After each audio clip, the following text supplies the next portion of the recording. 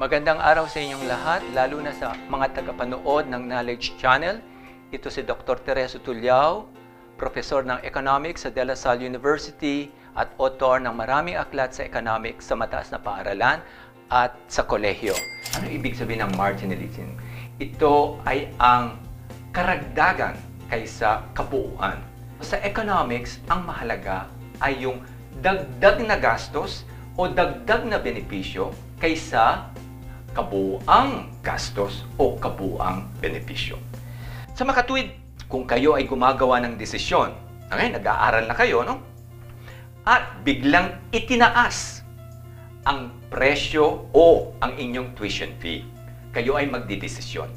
Ang inyong pagdidesisyon ba ay batay sa kabuuang ginastos ninyo o yung daragdag na gastos?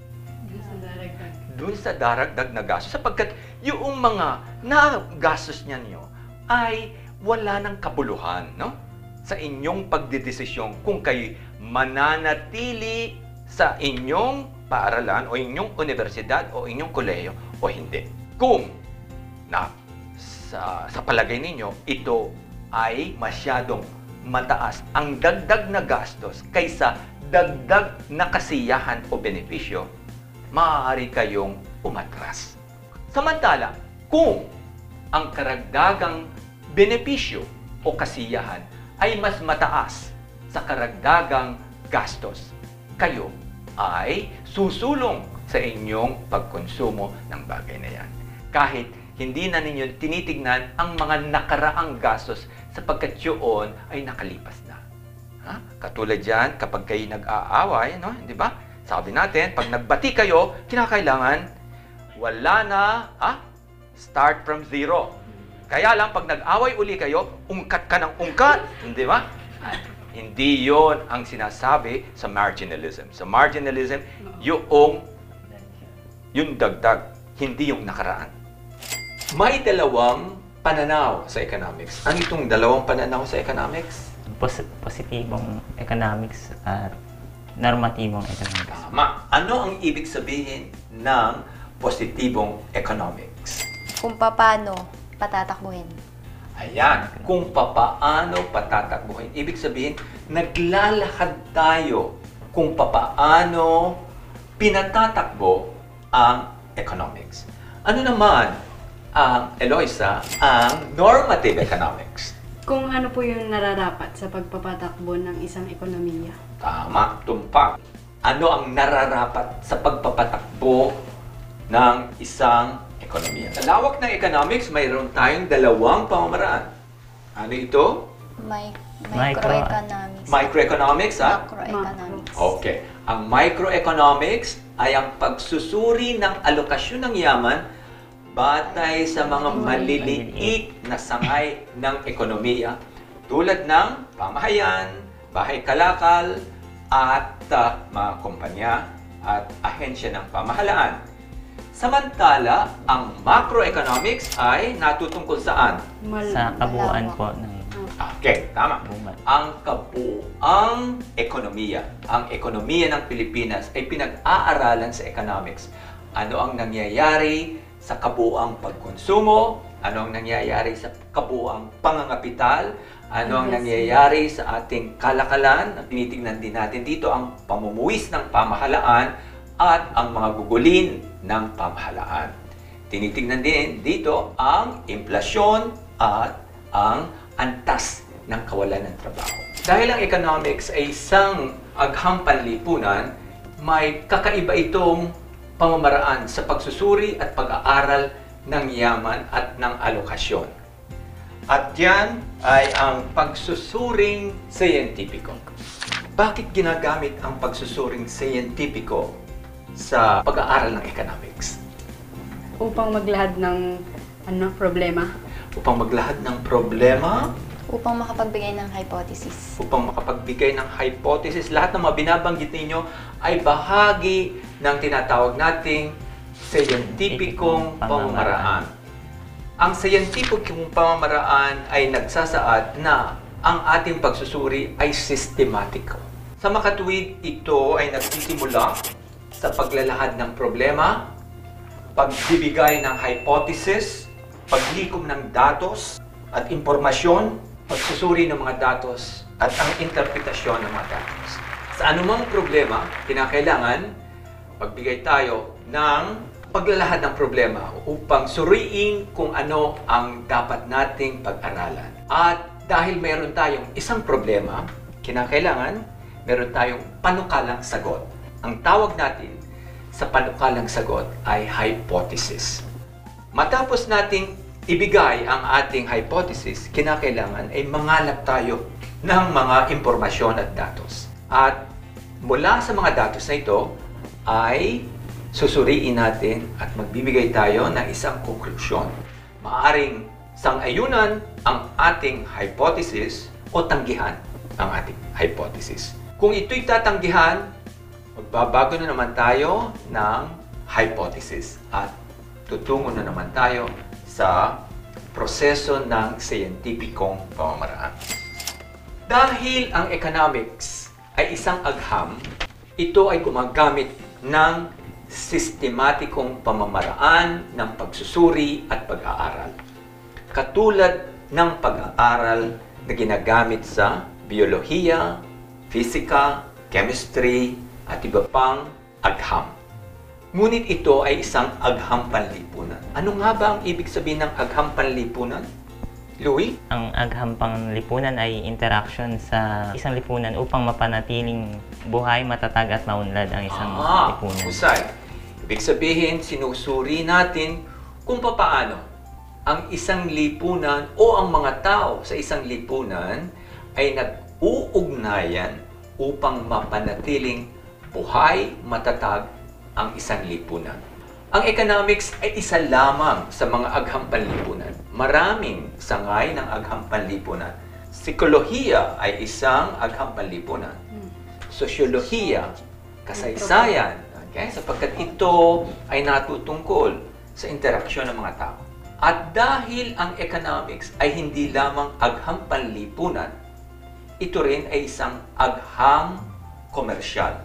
Katulad ng accounting, pananalapi, pag-aanunsyo, magkakaugnay ito dahil ang pinag-aaralan nila ay kung papaano ang pamamaraan ng pagpapalawak at pagpaparami at paggamit ng yaman. So makikita natin ang iba't ibang antas ng pagsusuri ng economics. Bilang agham, kaugnay ito ng iba pang agham pisikal tulad ng chemistry.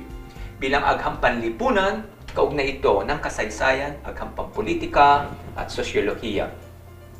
At bilang agham komersyal, kaugnay ito ng accounting, pananalapi at iba pang agham komersyal. Sa economics, may iba't ibang pamamaraan. Ang unang ginagamit natin ay ang matematika. Bakit palagay ninyo ginagamit ang mathematics o matematika sa pagsusuri o ang pag-aaral ng economics? Eloisa? Siguro po para maging payak yung mga information na nakuha. Tama. Para maging payak sapagkat sa paglalahad ng modelo or equation sa matematika, maaari nating sabihin ito sa pamamagitan ng mga simbolo. Kaya nagiging payak ang ating paglalahad o ang ating equation. Halimbawa, sinasabi natin, ang supply ng isang bagay ay itinatakda ng presyo ng bagay na yon. Habang tumataas ang presyo, ay tumataas din ang supply. So, yan ang tinatawag nating supply function. So, sa isang ekspresyong matematika, masasabi natin, Q is a function of P. So, ang Q ay itinatakda ng P. So, payak. Kung ihahambing natin dun sa aking paglalahad kanina na napakahaba. At hindi lamang yan, at bibigyan pa rin natin ng eksaktong numero. Halimbawa, Q is equal to 10 plus 2.5P. So, masyadong eksakto ito, no? At dahil naging eksakto ang ating paglalahad, pwede nating itong ilarawan sa pamamagitan ng isang graph. Makikita natin sa isang graph, meron tayong vertical axis and horizontal axis. At dito, habang tumataas ang ating presyo, okay, sa ating vertical axis, ang ating supply naman ay tumataas din. Dahil nga, ang relasyon ng supply at ng presyo ay tuwiran. Habang tumataas ang presyo, tumataas din ang ating supply. At yan ay ipakikita sa isang supply curve. Gumagamit din tayo ng statistics sa economics. Bakit? Sa palagay niyo, bakit tayo kinakailangang gumamit ng statistics? Ma-prove po. Ayan, upang mapatunayan. Okay? Kasi nga, ang sinasabi natin, dito sa mathematical expression, masasabi natin makatwiran. Makatwiran sa ating isipan na kapag tumaas ang presyo, ay tumataas din ang supply. Yung ba ang totoo? Yung ba ang realidad?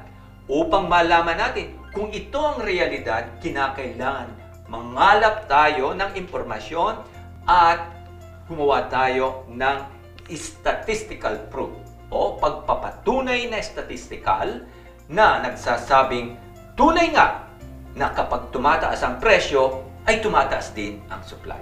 Kaya ginagamit natin ang estatistika. Isa pang mahalagang konsepto sa pagsusuri at pamamaraan ng economics ay ang katagang ceteris paribus. Ano ba ang ibig sabihin ng ceteris paribus? Ceteris paribus? Ano po ba? Ang ibig sabihin nito ay ang ibang bagay ay nananatiling hindi nagbabago o itinakda sila. Sapagkat ang supply ng isang bagay ay maraming bagay ang nagtatakda sa supply ng isang produkto o serbisyo. Hindi lamang ang presyo. Maaring presyo ng mga hilaw na material, ang kalamidad, ang kapaligiran, ang ekspektasyon at marami pang iba. Kapag ang mga iyon ay hindi nagbabago at ang nagbabago lamang ay ang presyo ng produkto, masasabi natin, kapag tumataas ang presyo, ceteris paribus, ang supply ng produkto ay tumataas din. Yun ang sinasabi nating prediksyon. Kaya nakakakuha tayo ng prediksyon. Dahil nga, yung mga ibang bagay ay hindi natin binabago. Kapag ito ay sabayang nagbabago, hindi tayo makakakuha ng direktong relasyon sa pagitan ng supply at ng presyo. Kaya ginagamit natin yung tinatawag nating ceteris paribus. Ito rin ay ginagamit sa pamamaraan sa ibang agham, tinatawag itong mga control variables. Dahil nga maraming bagay ang nakakaapekto sa isang bagay, ikinokontrol natin at para i-highlight o lumitaw ang relasyon sa pagitan ng presyo at ng supply. Sa kabanatang ito, tinalakay natin ang iba't ibang pamamaraan sa economics. Dahil ang economics ay isang agham panlipunan, gumagamit ito ng pamamaraang siyentipiko tulad ng ibang agham sa larangan ng agham panlipunan at agham komersyal. Sana ay natutunan ninyo ang relasyon ng economics sa iba't ibang sangay at iba't ibang pamamaraan na ginagamit ng economics upang itanghal ang pagsusuring ekonomiko. Ito si Dr. Tereso Tulyao, nagpapaalam sa inyo. Magandang araw sa inyo.